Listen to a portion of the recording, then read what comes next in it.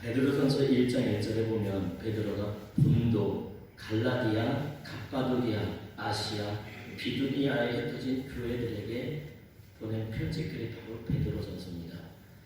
이 교회들은 터키에 속한 타우루스 산맥 북쪽의 5개 지역에 흩어진 교회들이죠. 이 교회들을 우리는 소아시아 교회라고 부르는데요.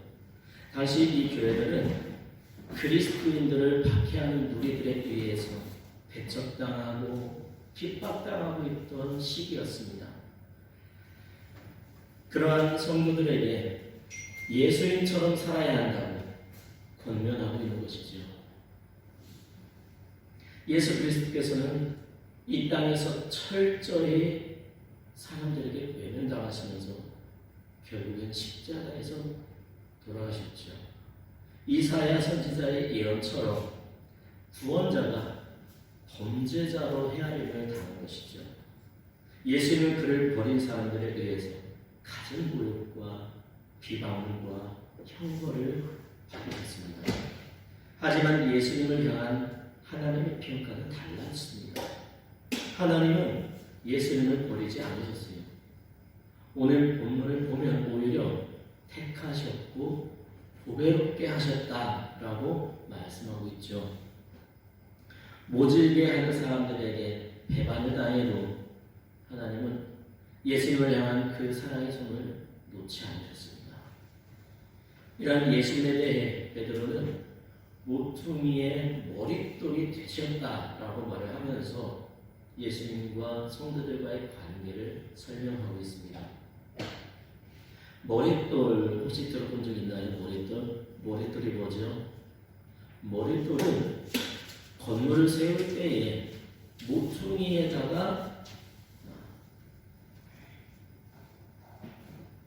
모퉁이의 그 가장 아랫부분에 놓는 돌을 머릿돌이라고 합니다. 이 머릿돌은 건축 전문 용어인데요. 건물을 지을 때에 이 머릿돌의 역할이 굉장히 중요했습니다. 왜냐하면 이 머릿돌이 건축물의 기초의 역할을 하기 때문이죠. 기초가 무너지면 건축물은 무너집니다. 그러므로 건물을 지을 때에 이 머릿돌은 돌 중에서도 가장 단단하고 모양이 좋고 품질이 좋은 재료들을 사용하게 됩니다. 물론 오늘날에는 건축 기술이 발달이 되어 있기 때문에 H를 받고 또 콘크리트로 기초를 다지고 그렇게 하기 때문에 이 머릿돌의 의미가 많이 퇴색되기도 했지만 예수님 당시 오늘 베드로가 편지 썼던 그 당시에는 건축 기술이 많이 발달하지 않았었기 때문에 재료의 중요성이 더욱 컸던 때입니다. 그래서 그 당시의 머릿돌은 굉장히 중요한 의미를 가지고 있는 것이죠. 베드로는 모퉁이의 머릿돌이 되신 예수님을 산돌이라고 표현을 하고 있습니다. 그리고 5절에서는 너희도 산돌같이 신령한 집으로 세워지고 라고 말하고 있는데 이는 보배로우신 산돌이신 예수 그리스도께 나와서 그분을 영접하고 믿는 자는 하나님께 택하신 바 되어 산돌이 됨으로써 신령한 집의 재료가 되는 것인데 이를 가리켜서 우리는 교회라고 부르게 됩니다. 즉 머릿돌이 되신 예수님을 비롯해 우리 그리스도인들이 연결되고 쌓아짐으로써 교회라는 건물이 완성이 된다는 것입니다. 하나님의 교회에 있어서 죽은 돌은 재료가 될 수가 없습니다. 교회는 생명의 모임이기 때문에 죽은 돌이 재료가 될 수가 없는 것이죠. 디모데전서 3장 15절 16절에 이렇게 말씀하고 있습니다. 이 집은 살아계신 하나님의 교회요 진리의 기둥과 터니라 궤도다 경건의 비밀이요 그렇지 않다 하느니 없도다. 이 말씀처럼 하나님의 교회는 산 돌로 세워진 신령한 집입니다. 예수 그리스도를 하나님의 아들이며 죄에서 자신을 구원할 구주로 믿고 나오는 자들을 모두 그리스도 안에서 산돌이 되어서 신령한 집인 교회를 아름답게 세워가야 되는 것입니다. 베드로는 예수님을 모퉁이의 머릿돌로 설명하면서 그에 연결되어서 쌓아지는 우리 한 사람 한 사람, 우리 그리스도인들의 정체성에 대해서 설명을 하고 있습니다. 그리스도인의 정체성이란 그리스도와 연관된 삶을 의미하는데요. 이는 곧 신앙인의 삶을 말하는 것이죠.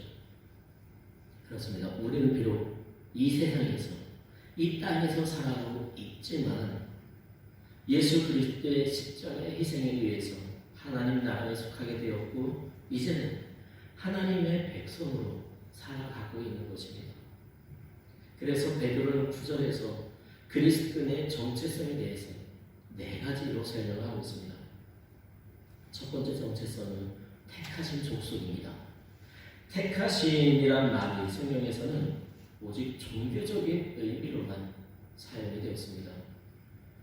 그러므로 택하신 족속이라는 말의 의미는 이스라엘 백성이 아브라함의 육체적 혈통으로서 하나님께로부터 선택받은 백성이 된 것처럼 이제 예수 그리스도의 보혈의 공로를 힘입어서 그를 믿음으로 하나님의 백성이 된 우리 그리스도인들 또한 이스라엘처럼 하나님의 선택을 받은 족속이 된다는 것입니다.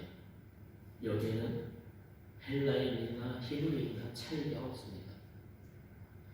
그리스도인들이 택하신 족속으로 불려진 것은 신약 성도들이 하나님의 주권적 사랑에 의해서 선택된 무리임을 시사해 주는 것입니다. 더 이상 유대인들이 주장하는 육체적인 혈통에 의해서 누리는 특권은 존재하지 않습니다. 모퉁이 돌이 되신 그리스도를 믿고 그와 연합된 자들만이 새롭게 하나님의 택하신 족속이 될 수 있다는 것입니다. 그리스도인은 하나님의 택하신 족속으로 하나님과 직접 교제할 수 있는 가장 고귀한 특권을 부여받은 것입니다. 그렇습니다. 우리들 여기 앉아있는 여러분 한 사람 한 사람은 하나님께서 특별히 선택해서 불러주신 사람들입니다. 이에 대해서 이사야서 43장 1절에서 이렇게 말씀하고 있죠. 야곱아 너를 창조하신 여호와께서 지금 말씀하시느니라. 이스라엘아 너를 지으신 이가 말씀하시느니라. 너는 두려워하지 말라. 내가 너를 구속하였고 내가 너를 지명하여 불렀나니 너는 내 것이다. 하나님은 여러분들을 부르실 때에 여러분의 이름 한 사람 한 사람의 이름을 부르시면서 이곳에 모이게 하셨습니다. 하나님께서 직접 여러분들의 이름을 지명해 부르시면서 자녀교회 학생을 하는 교회를 세우게 하신 것이죠. 그러므로 이처럼 하나님께서 택하신 족속이 곧 영적인 이스라엘인 것입니다. 두 번째 정체성 왕같은 제사장입니다. 왕같은 제사장들은 왕으로서 하나님을 섬기는 제사장직이나 혹은 왕의 존귀를 부여받은 제사장직을 의미합니다.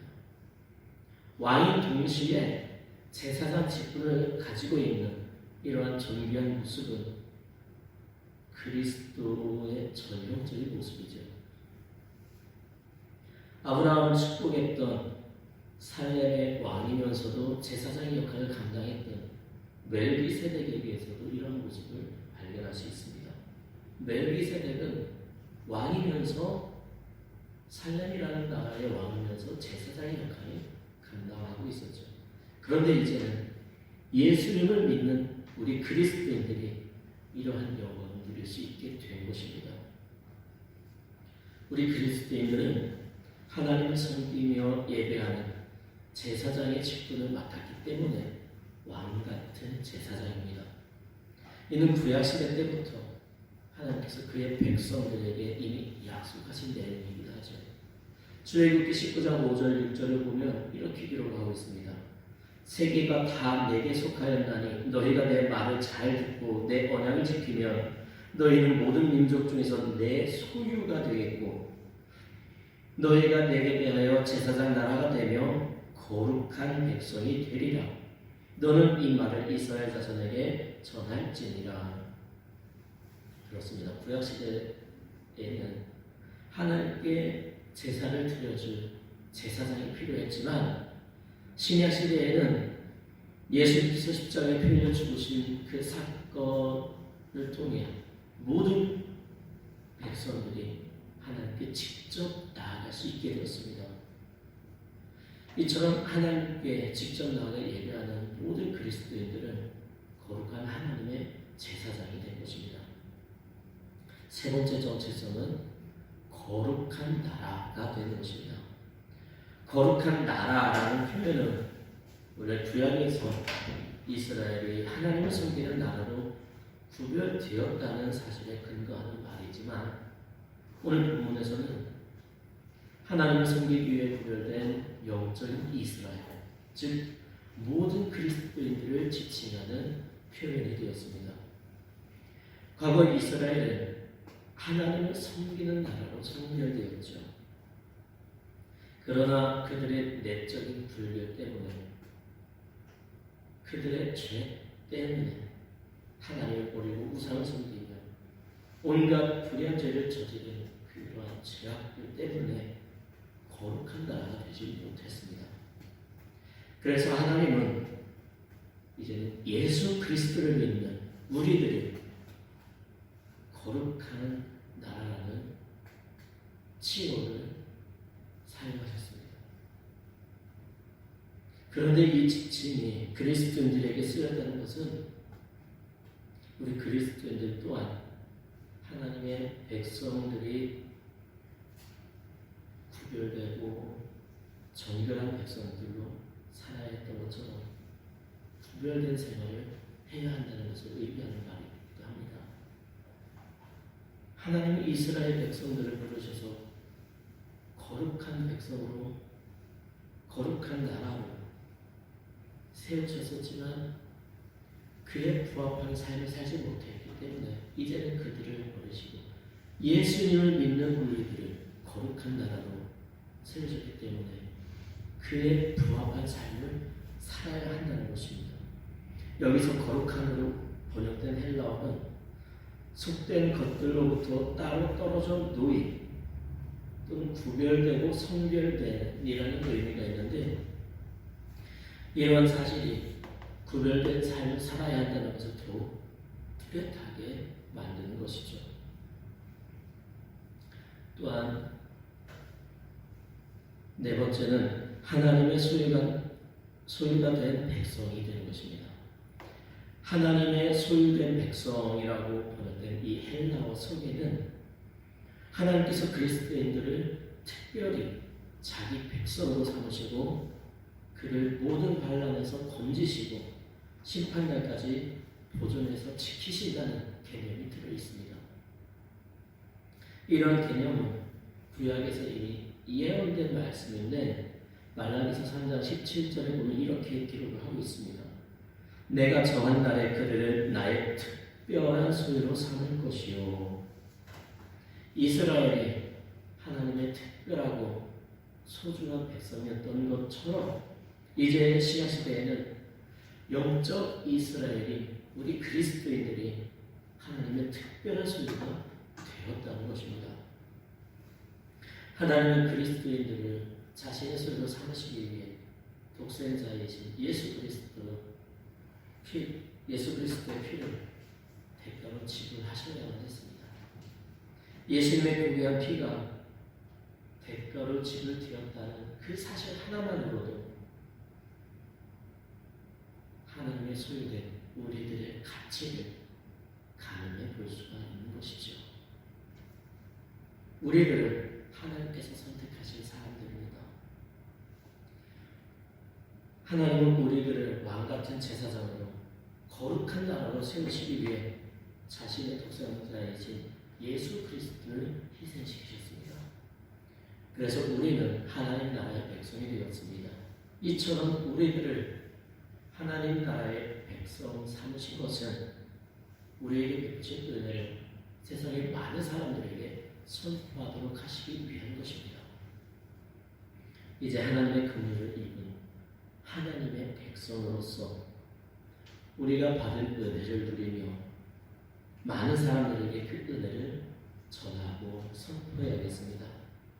그러한 삶을 살아감으로 하나님의 기쁨이 되어드리는 우리 모두가 되시기를 주님의 이름으로 축복합니다.